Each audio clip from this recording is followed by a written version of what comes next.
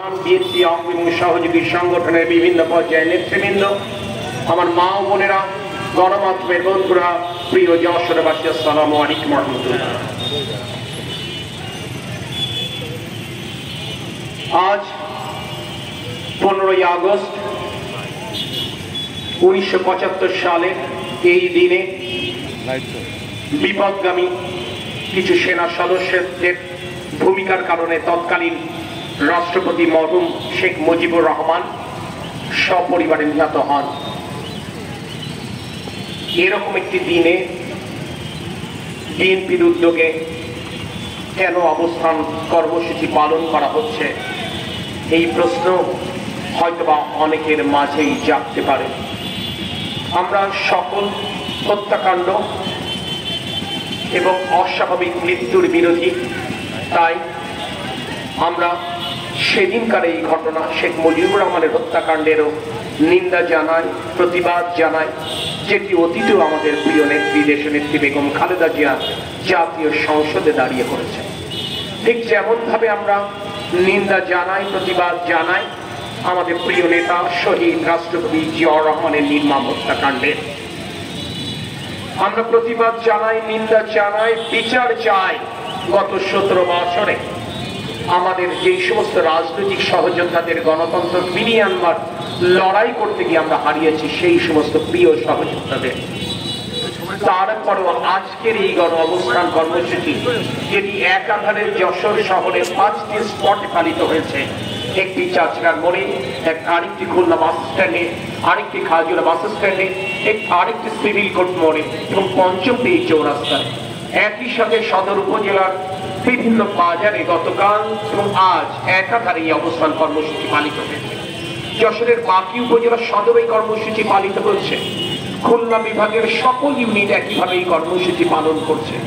যে কথাটি আমি বলছিলাম, তাহলে কেন আজকের এই 15ই আগস্ট এই অবস্থান কর্মসূচি?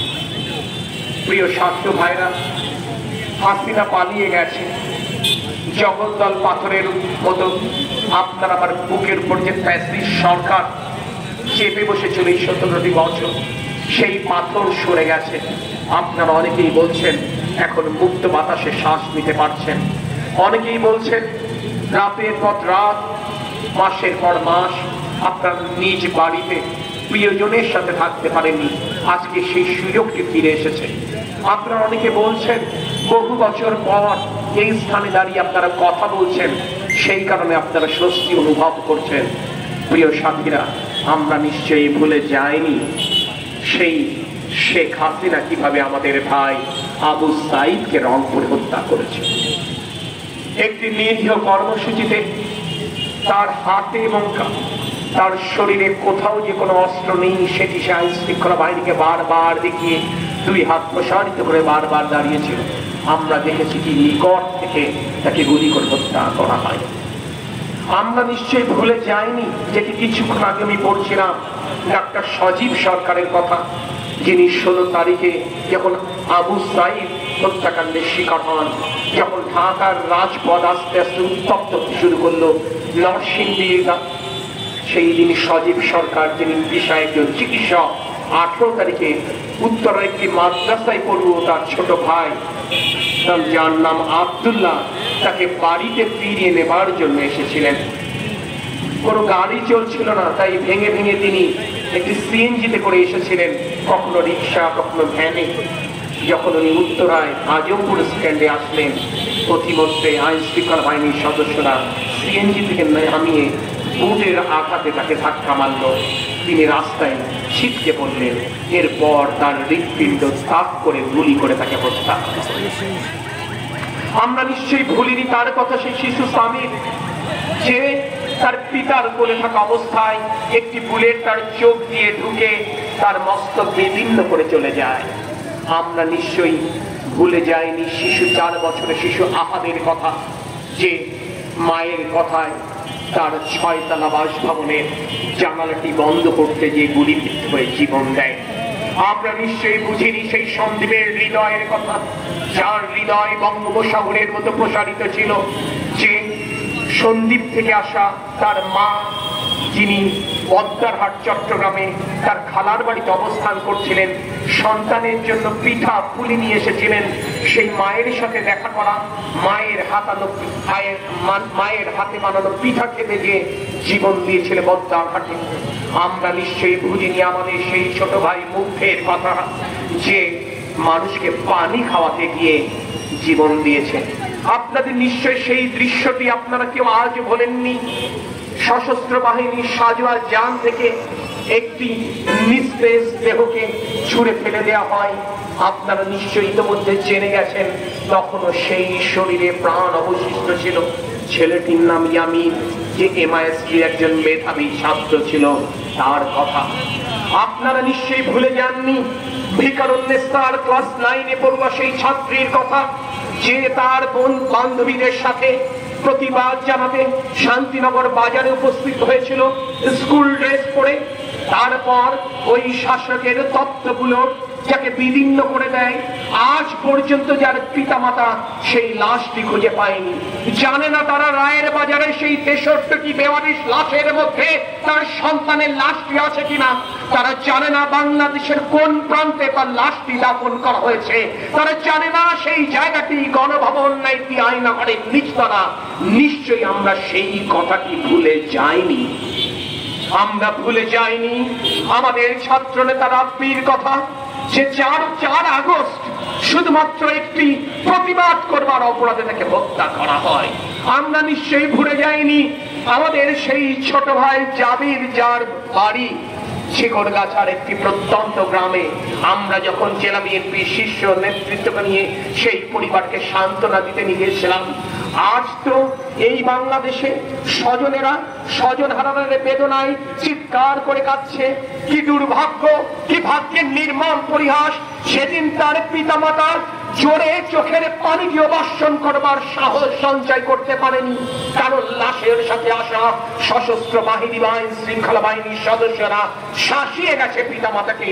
যদি মিডিয়ার সামনে কিংবা যদি প্রকাশ্যে কারোর বিরুদ্ধে কথা হয়, তাহলে আপনার যে মেয়েটি বেঁচে আছে তার পরিণতিও তার ভাইয়ের মতো হবে।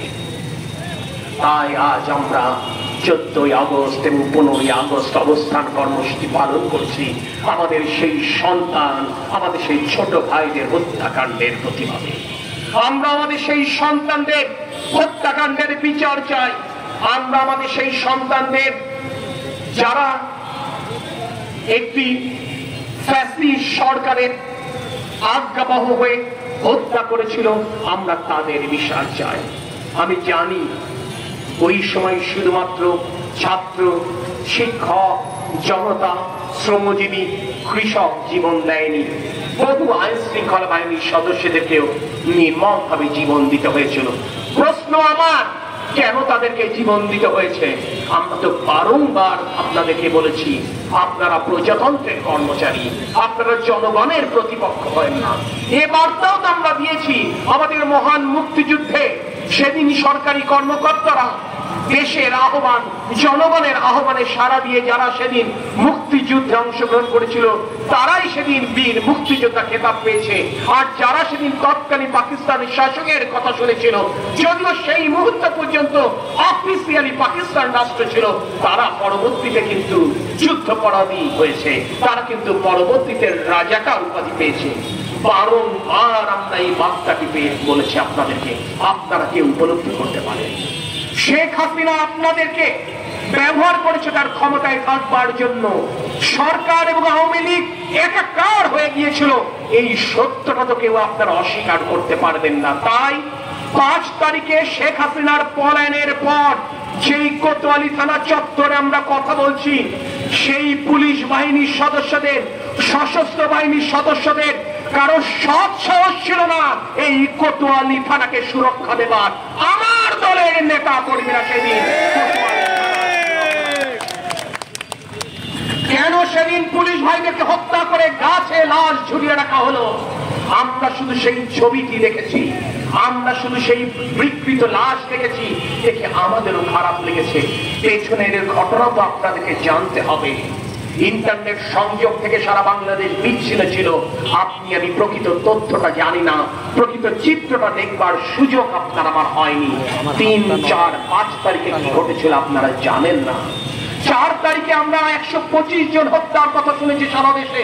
আপনারা যেটি জানেন না, শেখ হাসিনা ওই 4ই আগস্ট কিছু না হলে শুধু ঢাকাতে 5 শতাধিক ছাত্র জনতাকে হত্যা করেছে। সেদিন পুলিশ বাহিনী নির্বিচারে গুলি চালিয়েছিল। এরপর যখন তাদের গুলি শেষ হয়ে গেছে, সেদিন ওই উত্তেজিত জনতা তখন থানা হামলা করেছে, ফাঁড়ি হামলা করেছে, তখনও বহু পুলিশ বাহিনীর সদস্যরা জীবন দিয়েছে। প্রিয় সাথী ও সহযোদ্ধা বৃন্দ, মনে রাখতে হবে, আপনাদের কাছে যত বুলেট থাকুক, সেই বুলেটের সংখ্যা নিশ্চয়ই 18 কোটি জনতাকে ছাড়িয়ে দেবার জন্য তো নয়। আপনারা ভুল করেছিলেন। আপনারা শেখ হাসিনাকে সুরক্ষা দিতে গিয়ে আপনারা বাংলাদেশের জনগণের প্রতিপক্ষ হিসেবে আবির্ভূত হয়েছিলেন। আর সেই কারণেই আজও আইন শৃঙ্খলা বাহিনীর সদস্যরা স্বাভাবিকভাবে কাজ করতে পারছেন না। আজও জেলা প্রশাসনের কর্তা ব্যক্তিরা স্বাভাবিকভাবে কাজ করতে পারছেন না। গত 17 বছর যশোরবাসী প্রত্যক্ষ করেছে, কোন নির্বাচন এখানে সুষ্ঠু হয়নি। প্রতিটি নির্বাচন পুলিশের সাথে আওয়ামী লীগের নেতৃবৃন্দ বসে তারা তালিকা করে টাকার ভাগ বাটোয়ারা করে তারা তাদের পছন্দের প্রার্থীদেরকে স্থানীয় সরকার প্রশাসনে তারা বসিয়েছে। কিভাবে একাদশ জাতীয় সংসদ নির্বাচনে জনগণকে লুট করা হয়েছে, আমি বিশ্বাস করি যশোরবাসী তার সাক্ষ্য দেবে। আমার দলের নেতা কর্মীর প্রয়োজন নেই। কিন্তু আজও যখন শেখ হাসিনার পতনের পর আমি শুনি, সেই জনপ্রতিনিধি যারা প্রহসনের নির্বাচনে জয় হয়েছিল, যারা টাকা এবং অস্ত্রের শক্তিতে ওই চেয়ারে বসে আছেন, যারা জনগণের শক্তিতে বসে নেই, এখনো পর্যন্ত পুলিশের কোন অতি উৎসাহী কর্মকর্তা কিংবা প্রশাসনের অতি উৎসাহী কর্মকর্তা কাউকে ফোন দিয়ে ডেকে আমি বলছেন, আপনি আসেন, অফিস করেন, আপনার নিরাপত্তা আমরা দিব। আমি আপনাদের প্রতি করুণা করি। আপনারা আপনাদের নিজেদের নিরাপত্তা দেবার জায়গায় এখনো পর্যন্ত নেই, এটুকু মনে রাখবেন। যশোরবাসী, আমার দলের নেতা কর্মীরা আপনাদের নিরাপত্তা নিশ্চিত করছে, আর আপনি ওই সন্ত্রাসীদের নিরাপত্তা দিবেন। যদি এই সমস্ত প্রশাসনের কর্তা ব্যক্তিরা নিজেদের চরিত্রের পরিবর্তন করে জনগণের সেন্টিমেন্ট বুঝে যদি আপনারা কাজ করতে ব্যর্থ হন, মনে রাখবেন সেই অফিসে আপনারা বসে রয়েছেন, সেই অফিস জনতা ঘেরাও করে আপনাদের কিন্তু এই আমি অতীতেও বলেছি, এই যশোরে আমরা 17 বছর আমরা বহু অস্ত্রের ঝনঝনানি রেখেছি। রাষ্ট্রীয় আনুকূল্যে বহু সন্ত্রাসী বৈধ অস্ত্রের মালিক হয়েছেন। আমি বলেছি, আবারও বলছি, অবিলম্বে সকল বৈধ এবং অবৈধ অস্ত্র জমা দেবার ব্যবস্থা করতে হবে। বৈধ যাদের অস্ত্র রয়েছে তাদের অস্ত্র জমা দেবার নোটিশ দেন এবং অবৈধ অস্ত্র উদ্ধারে আপনারা অভিযান পরিচালনা করুন। আমি গতকাল এক মহিলা দলের নেত্রী উপশহরে তাকে গুলি করা হয়েছে। তার কয়েকদিন আগে আমার চিরমনকাঠির এক কর্মীকে আপনারা হত্যা করেছেন, খুন করেছেন। সহ্যের কিন্তু সীমা ছাড়িয়ে যাচ্ছেন। 17 বছর আমার 98 জন আমার দলের নেতা কর্মীকে এই যশোরে আপনারা হত্যা করেছেন।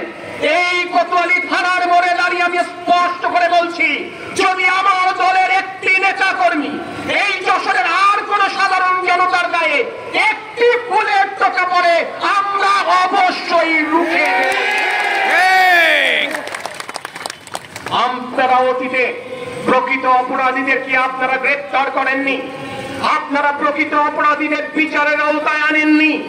পরিবর্তিত পরিস্থিতির আমি আশা করব পেশাদারিত্বের ভিত্তিতে কাজ করে প্রকৃত অপরাধীদের চিহ্নিত করে অবিলম্বে তাদের বিরুদ্ধে মামলা দায়ের করে তাদেরকে গ্রেপ্তারের ব্যবস্থা করবেন।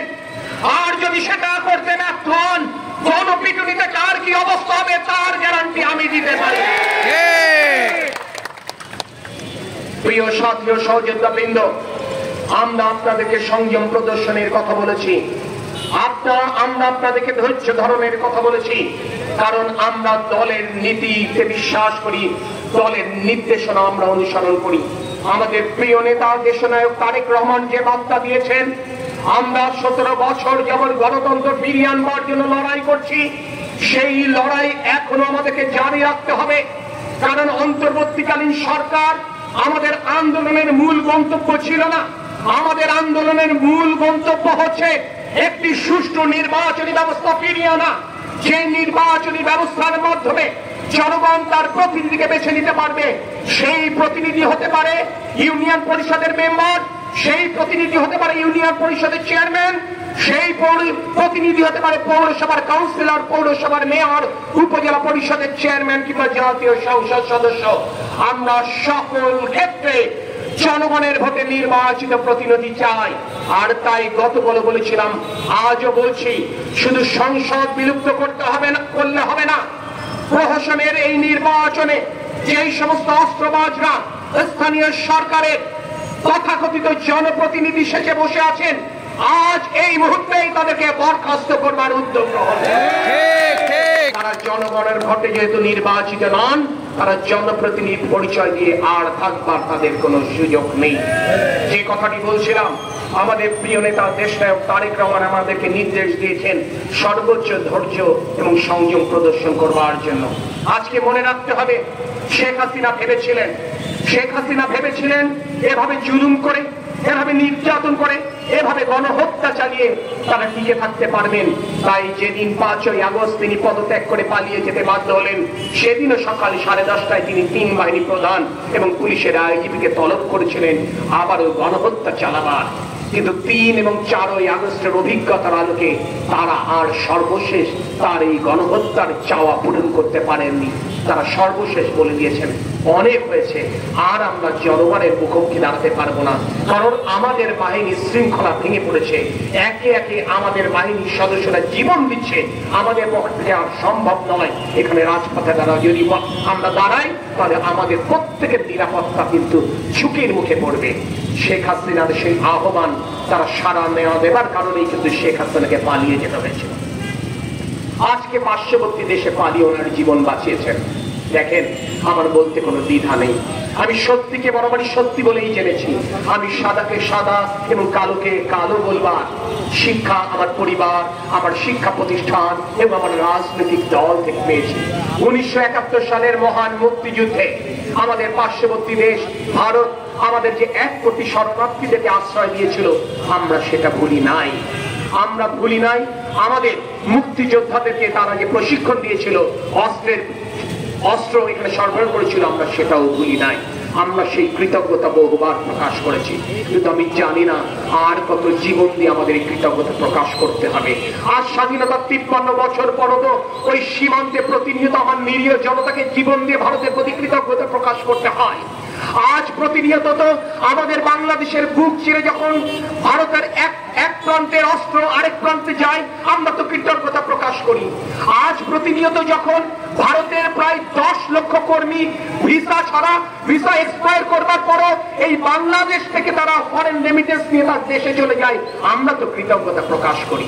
17 বছর জনগণের চাহিদার বিপরীতে যে আপনি একটি ফ্যাসিস্ট সরকারকে ক্ষমতায় রেখেছেন এবং বাংলাদেশের জনগণ মুখ বুঝে সেটা মেনে নিয়েছে, সেটাও তো কৃতজ্ঞতা প্রকাশ করা হয়। সিদ্ধান্ত আপনাদের নিতে হবে। একটি বিশেষ ব্যক্তি, একটি বিশেষ দলের প্রতি আপনার আনুকূল্য থাকবে, এটি বাংলাদেশের জনগণের প্রতি আপনার দায়বদ্ধতা থাকবে। আমি আশা করব বৃহৎ গণতান্ত্রিক রাষ্ট্র হিসেবে আপনারা বাংলাদেশের জনগণের পক্ষে দাঁড়াবেন। যে নেত্রী, যে দল জনগণ দ্বারা ধিকৃত, জনগণ দ্বারা নিন্দিত, যিনি দাবি করেছেন, যিনি মনে প্রাণে বিশ্বাস করেন এই দেশটি তার পৈতৃক সম্পদ, তিনি যখন এই দেশ ছেড়ে পালিয়ে গেছেন, বুঝতে হবে তার রাজনৈতিক অবস্থানটি কি, সেইটুকু বুঝে আমরা আশা করব, যেটি গতকাল আমরা দেখেছি। বর্তমানে অন্তর্বর্তীকালীন সরকারের পররাষ্ট্র উপদেষ্টাও একই কথা বলেছেন, সেটি উপলব্ধি করে জনগণের পক্ষে দাঁড়াবেন। আমাদের কোন রাষ্ট্রের কাছে কোনো চাওয়া নেই। আমরা শুধু এই কথাটি বলবো, বাংলাদেশের জনগণ তার পছন্দের প্রার্থীকে বেছে নিতে চায়। বাংলাদেশের জনগণের এই চাওয়াটাকে আপনারা সম্মান করবেন, এটুকুই আমাদের চাওয়া। এবং এই চাওয়ার প্রতি যদি সম্মান করেন, বাংলাদেশের জনগণ অবশ্যই আপনাদের এই অবদান সশ্রদ্ধ চিত্রে স্বীকার করবে, স্মরণ করবে ইনশাল্লাহ। প্রিয় সাথী ও সহযোদ্ধা বৃন্দ, আমি জানি আপনাদের অনেক কষ্ট হচ্ছে। 5 তারিখ থেকে আপনার প্রতিটি পাড়ায় মহল্লায় আপনারা ছোট ছোট টিম করে আমাদের সনাতন ধর্মাবলম্বী মা মন্দির ধর্মীয় উপাসনালয় পাহারা দিচ্ছেন। আমি জানি আপনারা তাদের ব্যবসা প্রতিষ্ঠান, তাদের বাসা বাড়ি পাহারা দিচ্ছেন। আমি এই কথাও জানি আপনাদের কষ্ট আছে, যে আপনারা এত কষ্ট করবার পরেও কিছু কিছু ব্যানারে এখানে কাল্পনিক একটি অভিযোগের সৃষ্টি করে এখানে সনাতন ধর্মাবলম্বী ভাই বোনদেরকে নিয়ে একটি অরাজক পরিস্থিতি সৃষ্টির পায়তারা চলছে, কিংবা মিথ্যাকে রং লাগিয়ে প্রচার করার চেষ্টা করা হচ্ছে। আমি আপনাদেরকে বলবো, এই ধরনের ষড়যন্ত্র এবং এই অপপ্রচারে আপনারা বিচলিত হবেন না, আপনারা কান দেবেন না। আমরা জনগণের জন্য রাজনীতি করি, জনগণের দল হিসেবে অতীত মানুষের পাশে ছিলাম, মানুষের পাশে থাকবো। এই শিক্ষা যখন আপনার আমার রয়েছে, তখন আমরা আমাদের যে দায়িত্বটি পালন করছি সেই দায়িত্ব আমরা পালন করেই যাব। তার কি বলছে আর কি বলছে না এটা নিয়ে বিচলিত হওয়ার কিছু নেই। যশোরবাসী জানে আপনারা কি করছেন, সারা বিশ্ববাসী দেখছে বিএনপির নেতা কর্মীরা সারা বাংলাদেশে কি দায়িত্বটি পালন করছেন, যদিও সে দায়িত্বটি পালন করবার কথা আমাদের নয়। কিন্তু আমি যে কথাটি অতীতেও বলেছি, আমরা মানুষকে মানুষ হিসেবে চিনতে শিখেছি। আমরা কখনো মানুষের পার্থক্য, ধর্মীয় বিশ্বাস কিংবা রাজনৈতিক দর্শনের ভিন্নতার কারণে ভিন্ন চোখে আমরা দেখিনি। তাই আমরা প্রতিটা মানুষকে মানুষ হিসেবে বিবেচনা করব এবং সেভাবেই আমরা কাজ করব। আমি বলেছি, অনেকে আমাকে বলবার চেষ্টা করেছেন যে আজ 15ই আগস্ট আওয়ামী লীগের কেউ ফুল দিতে চাচ্ছে, কেউ দোয়া মাহফিল করতে চাচ্ছে। আমি বলেছি করুন, এখানে তো বাধা দেবার কোনো কারণ নেই। তারা যদি তাদের নেতার ওইখানে ভাস্কর্যে ফুল দিতে চায়, তারা যদি দোয়ার আয়োজন করতে চায়, করুক। সেইটুকু গণতান্ত্রিক চেতনা, সেইটুকু সহনশীলতা, সেইটুকু রাজনৈতিক শিষ্টাচার তরিকুল ইসলামের সন্তান হিসেবে দেশনেত্রী বেগম খালেদা এবং তারেক রহমানের কাছ থেকে আমি পেয়েছি। সেইটুকু সহনশীলতা আমরা দেখাবো। কিন্তু 15ই আগস্টের আয়োজনের নাম করে ওই লুকিয়ে থাকা, পালিয়ে যাওয়া সন্ত্রাসীরা অস্ত্রের ঝঞ্ঝানি করবে যশোর শহরে, সেই সুযোগ আমরা দিব না। সেই সুযোগ আগামী কোনোদিন তারা পাবে না। সেই কথাটি আমি বলেছি। আমি সেই কারণে আমি আপনাদেরকে বলছি, অতীতের আপনাদের কষ্ট, অতীতের দুঃখ, অতীতের শোষণ, অতীতের বঞ্চনার প্রতিশোধ আজ আপনারা নেবেন না। এই নেয়ার দায়িত্ব আপনার আমার নয়। আমরা বহুবার স্রষ্টার কাছে বিচার দিয়েছি। আমরা বিশ্বাস করি গণতান্ত্রিক বাংলাদেশে যখন আইনের শাসন পুনঃপ্রতিষ্ঠা হবে, আপনাদের এই কষ্টের বিচার হয়তো বা এই দুনিয়াতেই আপনারা পাবেন। কিন্তু কিন্তু কিন্তু আর আগামীতে ওই সুষ্ঠু নির্বাচনের আগে যদি নতুন করে আওয়ামী লীগের সন্ত্রাসীরা আর কোনো অরাজকতা তৈরি করবার চেষ্টা করেন, আমি আবারও বলছি, আপনার আমার ক্ষতি আপনি আমি মেনে নেব, আপনার আমার কষ্ট দুঃখ আপনি আমি ভুলে যাব, তার কোনো প্রতিশোধ আমরা নেব না, তার কোনো প্রতিক্রিয়া আমরা নেব না। কিন্তু জনগণের দল হিসেবে যশোরবাসীর কোন প্রান্তে যদি আওয়ামী লীগের সন্ত্রাসীদের দ্বারা, আওয়ামী লীগের কোন জনপ্রতিনিধি তথাকথিত তাদের দ্বারা, আওয়ামী লীগের কোন কর্তা ব্যক্তিদের দ্বারা যশোরের কোন সাধারণ মানুষ, সেটা রিকশাওয়ালা হোক, সেটি কৃষক হোক, সেটি শ্রমজীবী হোক, সেটি একটি দোকানের কর্মচারী হোক, সেটি একটি ব্যবসায়ী হোক, সেটি সনাতন ধর্মাবলম্বী মা বোনরা হোক, তারা কেউ যদি আক্রান্ত হয় তার ভাঙা জবাব কোনো ক্ষমা নেই, ক্ষমা আমরা করব না। কিন্তু আমরা আমাদের ক্ষতির জন্য আমরা কোনো প্রতিক্রিয়া দেখাবো না, ইনশাআল্লাহ। আপনারা সকলে ভালো থাকবেন। প্রিয় সাথী ও সহযোদ্ধাবৃন্দ, আমি একটি কথা আপনাদের সাথে বিনয়ের সাথে বলতে চাই। দেখেন, এই যশোরবাসী এবং বাংলাদেশ জাতীয়তাবাদী দল, সর্বোপরি সৃষ্টিকর্তা মহান আল্লাহ রাব্বুল আলামিন আমার প্রয়াত পিতা এবং আমার পরিবারকে যে সম্মান ইজ্জত দিয়েছেন, আমি সন্তান হিসেবে তার জন্য অশেষ কৃতজ্ঞতা বারংবারই প্রকাশ করি যশোরবাসী, আমার দল বিএনপি এবং স্রষ্টার কাছে। আমি যে রাজনীতি করি আমার কিছু হওয়ার জন্য নয়, আমি জনগণের জন্য রাজনীতি করি। আমার শুধু এটুকুই চাওয়া, গণতান্ত্রিক প্রক্রিয়ায় নির্বাচন হবে, সেই নির্বাচনের মাধ্যমে যশোরবাসী শুধু নয়, বাংলাদেশের 18 কোটি জনতা, বাংলাদেশের 12 কোটি ভোটার, যেই 4.5 কোটি ভোটার বিগত 17 বছর যাবৎ জীবনে একমাত্র প্রথম ভোটটিও পর্যন্ত দিতে পারেননি, তারা যেন তাদের পছন্দের প্রার্থীকে ইউনিয়ন পরিষদের মেম্বার, ইউনিয়ন পরিষদের চেয়ারম্যান, পৌরসভার মেয়র, সিটি কর্পোরেশনের মেয়র, উপজেলা পরিষদের চেয়ারম্যান এবং জাতীয় সংসদে বেছে নিতে পারে। আল্লাহ পাক যেন সেই সুযোগটি আমাদের করে দেন এবং তার জন্য যে লড়াই, সেই লড়াইকে আমাদের চালু রাখতে হবে। আমরা তরিকুল ইসলামের কর্মী, আমরা বেগম খালেদা জিয়া এবং তারেক রহমানের কর্মী। আমরা সেই কারণে আমাদের সেই শিক্ষা আমাদের রয়েছে, সেই শিক্ষা নিশ্চয় আমরা ভুলে যাইনি। আওয়ামী লীগের কোনো প্ররোচনায় আমরা পা দেব না, আমরা কোনো প্রলোভনে আমরা বিচলিত হব না। আমরা সংযমের সাথে, আমরা ধৈর্যের সাথে আমাদের চোখ কান খুলে রেখে এই বর্তমান পরিস্থিতি আমরা পার করবো ইনশাল্লাহ। মহান আল্লাহ পাক আমাদের সহায় হন। আল্লাহ হাফেজ। বাংলাদেশ জিন্দাবাদ, বাংলাদেশ জাতীয়তাবাদী দল জিন্দাবাদ, শহীদ রাষ্ট্রপতি জিয়াউর রহমান বীরুত্তম অমর হোক, দেশনেত্রী বেগম খালেদা জিয়া জিন্দাবাদ, আগামী দিনে রাষ্ট্রনায়ক দেশনায়ক তারেক রহমান জিন্দাবাদ।